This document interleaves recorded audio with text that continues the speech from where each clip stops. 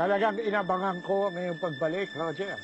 Pag-usapan natin ang sadya mo. Pero bago yan, gusto kong tikman mo muna itong special Lucky Pandesal na niluto ko para sa iyo at para sa inyong lahat. Hindi ko kailangan yan. Ang kailangan ko, ang pagbubunyag mo ng sekreto mo. Tumigil na ako kayo, Mang Roger. Hindi ako titigil hanggat hindi ko nakuha ang gusto ko. Huwag po natin gulo ng birthday ni Master. Kayong lahat yan! Hindi niyo ba alam na ang kinahuhumalingan ninyong Lucky Pandesal ay galing sa akin at hindi dyan sa pinupuri ninyong Master Javier? Ha? Hoy! Hoy! Awatin niyo yan! Awatin niyo yan! Awatin niyo yan! Awatin niyo yan! Si Master! Si Master! Awat! Tama na yan! Si Master! Hoy, tama na yan! Tama na yan! Baba! Master! Buhatin niyo! Buhatin niyo! Pasok natin sa loob! Si Master! Hoy! Baba! Buhatin niyo! Buhatin niyo!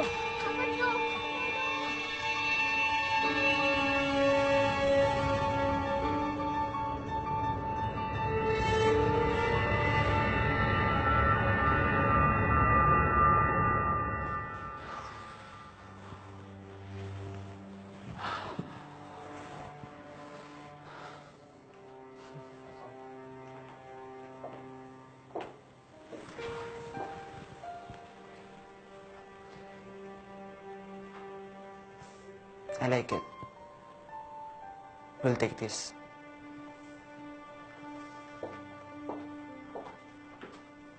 Kailangan pa ba to? Sa quest lang naman tayo magpapakasal, hindi ba?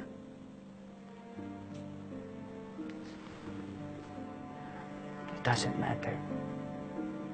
Basta ang importante, magandang-maganda ka sa araw na yun.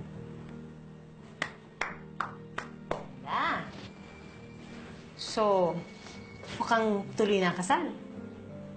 Mamimigay ba kami ng invitation? Kung hindi, Omoni?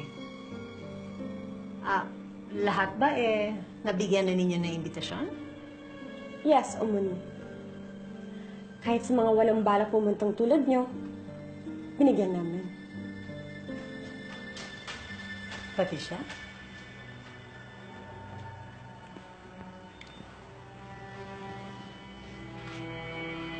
Eunice.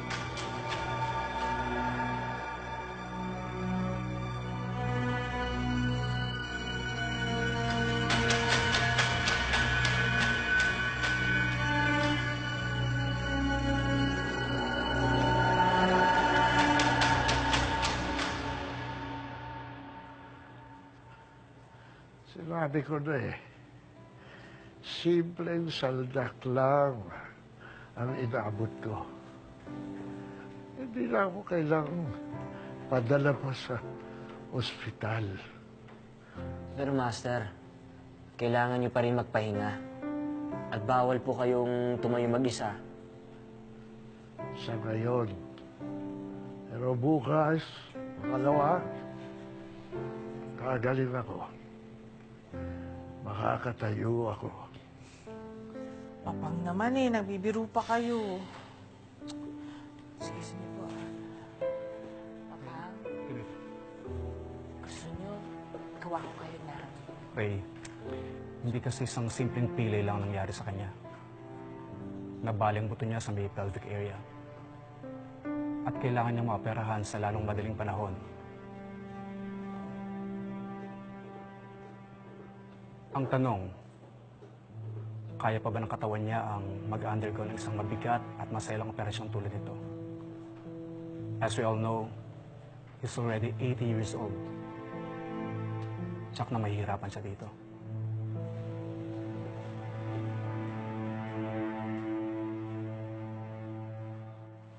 Eunice? Ikaw na ba yung anak ko?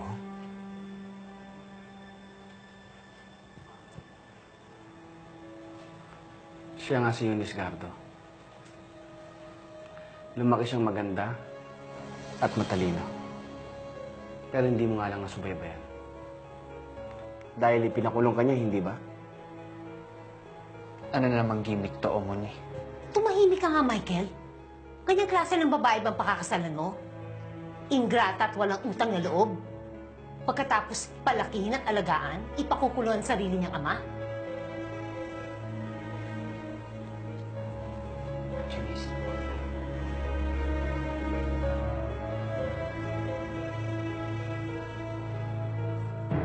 Hindi siyang ama ko. Matagal nang patay ang ama ko, Umuni. Saka, masyadong mabait ang lalaking to. Ang ama ko, nambubugbog. Wala siyang awa. Handang pumatay. Hindi tulad niya. Ganun ba kayo kadesperado? Para gumawa ng ganitong klaseng gimmick? Mapigilan niyo lang ang kasandamin ng anak mo?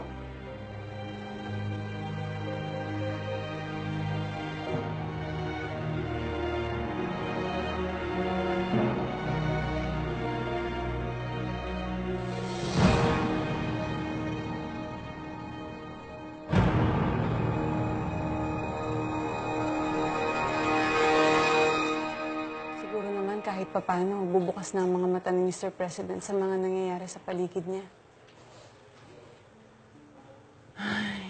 Sonia, hanggang kailan? At saan ka kaya dadalhin ang iyong paghihiganti? Hanggat nararamdaman ko yung sakit. Hanggat hindi ko nakakalimutan ang pagmamalupit na ginawa nila sa anak ko, Manong Bising.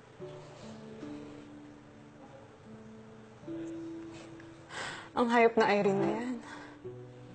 Siya lang naman ang punot dulo ng lahat ng ito eh. Hindi pa siya nasihan, pinapatay niya pa yung anak ko. At ginamit niya pang instrumento ang imahe ni Takbo para pagtangkaan din ang buhay ko.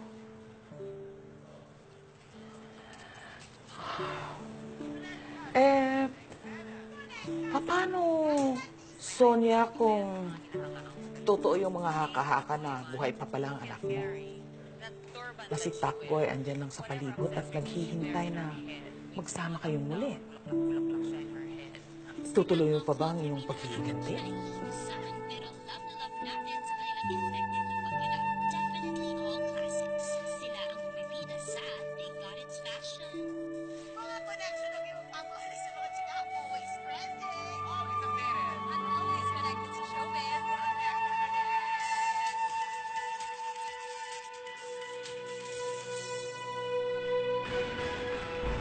Mga kapatid, nandito po tayo ngayon sa sikat na Lucky Bake Shop para makipbirthday kay Pastor.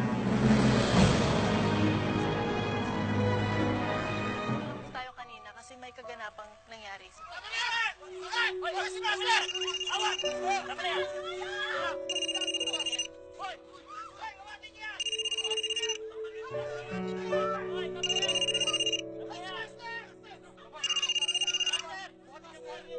Hello, Edna? Hello, Sonia. Miss, pwede po ba manawagan? Oh, teka sandali hihinaan ko lang yung TV. Nawawala po kasing nanay ko. Sige, manawagan ka na. Oh, Edna, ano yun? Sonia, samahan mo naman ako sa meeting ko sa Makati. Tungkol ito dun sa napag-usapan na natin. Oo, sige, magkita tayo. Marami lang akong kailangan ayusin eh. Pero darating ako. O sige ha, hintayin kita dito ha. Okay, bye. Bye!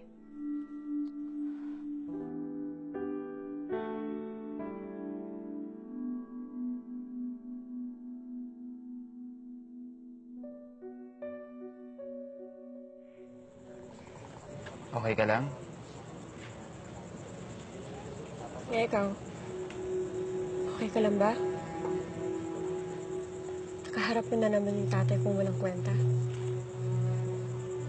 Tama ka. Wala siyang kwenta. Kaya galit din ako sa kanya. Tama lang yung ginawa mong pagdedenay sa kanya kanina.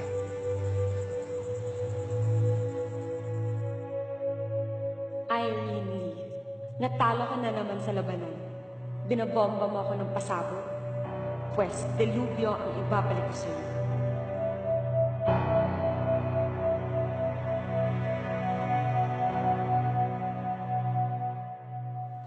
Papang. Papang. Happy birthday, Lolo! Happy birthday, Master! Salamat. Salamat. Maraming salamat.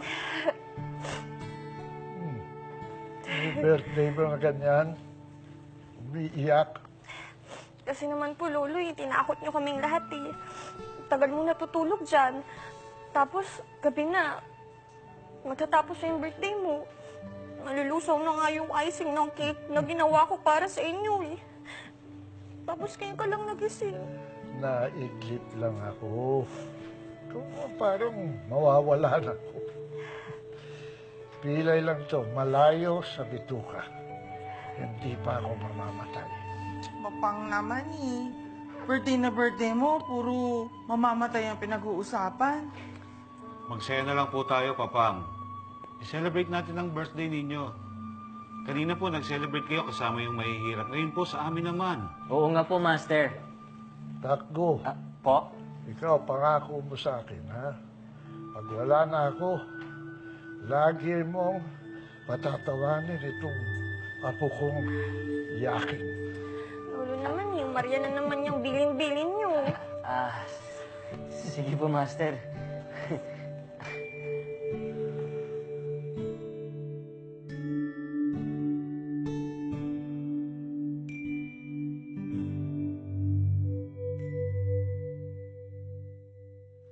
Oh, Deme, humahabol ba sa mga lechonero? Anong lechon?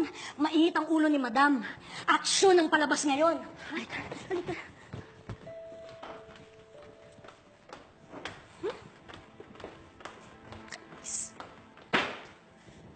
Nagsayang ka lang ng pagod at pera dyan sa lecheng gardo na yan.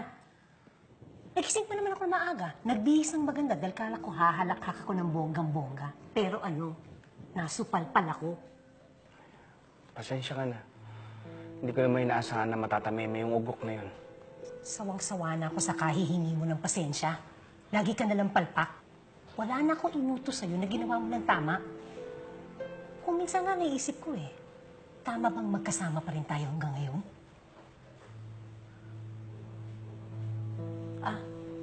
Han? Kanina ka pa ba nandyan? Hindi naman. Kadarating ko lang. Pag may pag-uusapan kayong sikreto, huwag dito. Doon kayo sa kwarto.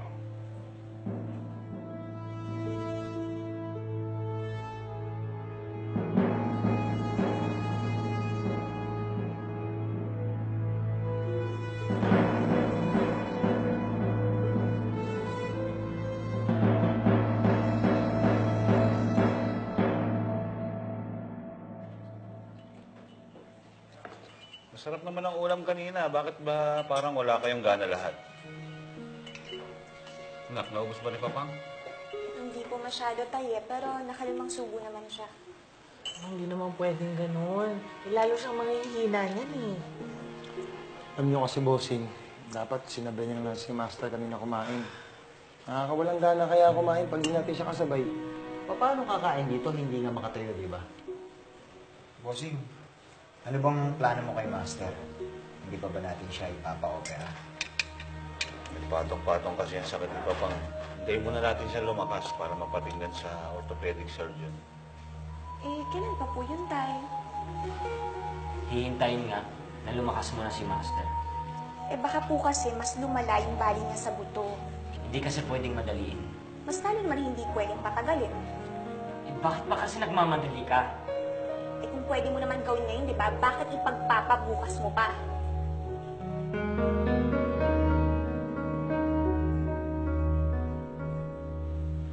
Hindi ka talaga marunong maghintay? Ayoko maghintay sa wala namang hinihintay. Alam mo namang hindi ganun kadaling kalimutan si Eunice, hindi ba? Bakit kasi ayaw buksan yung mga mata mo? Sa iba ka mo.